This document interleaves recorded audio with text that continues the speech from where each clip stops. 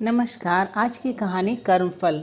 सबको मिलता है, बेटा बनकर, बेटी बनकर, दामाद बनकर और बहू बनकर कौन आता है जिसका तुम्हारे साथ कर्मों का लेना देना होता है। लेना देना नहीं होगा तो नहीं आएगा। आइए देखते हैं इस कहानी में।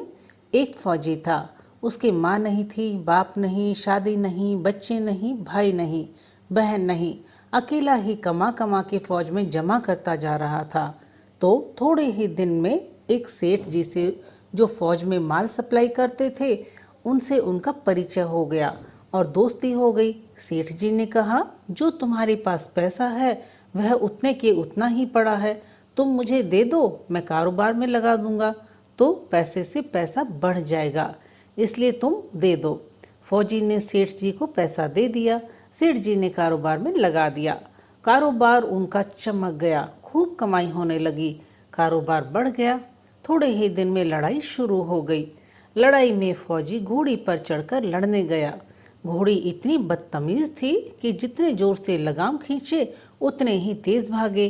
खींचते खींचते उसके गलफर तक कट गए, लेकिन वह दौड़कर दुश्मनों के गोल में जाकर खड़ी हो गई। दुश्मनों ने वार किया, फौजी भी मर गया और घोड़ी भी मर गई। अब सेठ जी को मालूम हुआ कि फौजी मर गया तो सेठ जी बहुत खुश हुए कि उसका कोई वारिस तो है ही नहीं।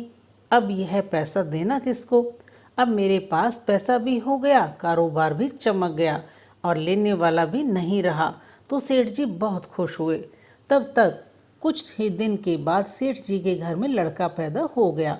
अब सेठ जी और खुश कि भगवान की बड़ी दया है, खूब पैसा भी हो गया, कारोबार भी हो गया, लड़का भी हो गया और लेने वाला भी मर गया। सेठ जी बहुत खुश थे।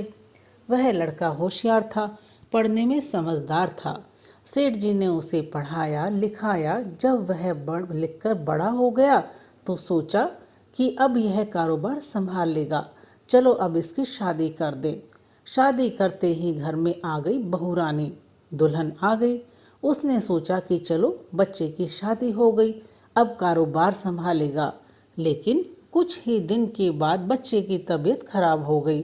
अब सेठ जी डॉक्टर के पास, हकीम के पास, वैद्य के पास दौड़ रहे हैं। वैद्य जी जो दवा दे रहे हैं, दवा खिला रहे हैं और दवा असर नहीं कर रही। बीमारी बढ़ती ही जा रही, पैसा बर्बाद हो रहा है और बीमारी बढ़ती ही जा रही है। रोग कट नहीं रहा, पैसा खूब लग रहा है। अब अंत में डॉक्टर ने कह दिया कि लाइलाज मर्ज हो गया है, अब इसको असाध्य रोग हो गया है, यह बच्चा 2 दिन में मर जाएगा। डॉक्टर के जवाब देने पर सेठ जी निराश होकर बच्चे को लेकर रोते हुए आ रहे थे। रास्ते में एक आदमी मिला। कहा, अरे सेठ जी क्या हुआ, बहुत दुखी लग रहे हो।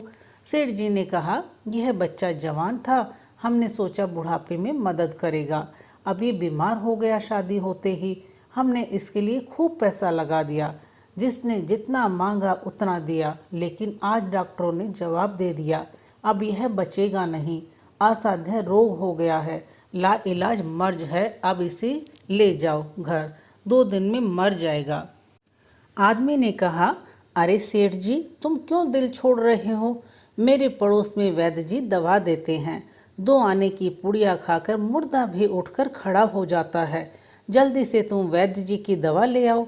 सेठ जी दौड़ कर गए, 2 आने की पुड़िया ले आए और पैसा दे दिया। पुड़िया ले आए, बच्चे को खिलाई, बच्चा पुड़िया खाते ही मर गया। बच्चा मर गया। अब सेठ जी रो रहे हैं, सेठानी भी रो रही है और घर में बहू रानी और पूरा गांव भी रो रहा। गांव में शोर मच गया कि बहू रानी सेठ की कमर जवानी में ही टूट गई। सब लोग रो रहे हैं। तब तक एक महात्मा जी आ गए। उन्होंने कहा, भाई क्यों रोना धोना। लोग बोले, इस सेठ का एक ही जवान लड़का था, वह भी मर गया, इसलिए सब लोग रो रहे हैं, सब दुखी हो रहे हैं। महात्मा बोले, सेठ जी रोना क्यों। सेठ बोला, महात्मा जिसका जवान बेटा मर जाए वह रोएगा नहीं तो क्या करेगा।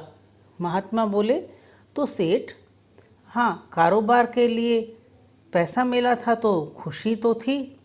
महात्मा बोले, अरे उस दिन तो आपकी खुशी का ठिकाना ही नहीं था। सेठ बोला, किस दिन। महात्मा बोले, अरे जिस दिन फौजी मर गया सोचा कि अब तो पैसा भी नहीं देना पड़ेगा, माल बहुत हो गया, कारोबार खूब चमक गया, अब देना भी नहीं पड़ेगा। बहुत खुश थे। सेठ बोला, हाँ महाराज, खुश तो था। महात्मा बोले, और उस दिन तो आपकी खुशी का ठिकाना ही नहीं था, पता नहीं कितनी मिठाइयाँ बट गई। सेठ बोला, किस दिन? महात्मा बोले, अरे जिस दिन लड़का पैदा हुआ था। सेठ बोला, महाराज, लड़का पैदा होता है तो सब खुश होते हैं, मैं भी हो गया तो इसमें क्या बात हुई? महात्मा बोले, उस दिन तो खुशी से आपके पैर जमीन पर नहीं पड़ते थे। सेठ बोला, किस दिन?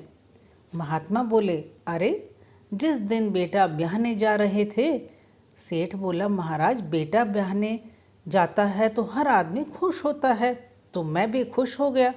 महात्मा बोला, तो जब इतनी बार खुश हो गए तो जरा सी बात के लिए क्यों रो रहे हो? सेठ बोला, महाराज, यह जरा सी बात है? जवान बेटा मर गया, यह जरा सी बात है? महात्मा बोले, अरे सेठ जी, वही फौजी पैसा लेने के लिए बेटा बनकर आ गया।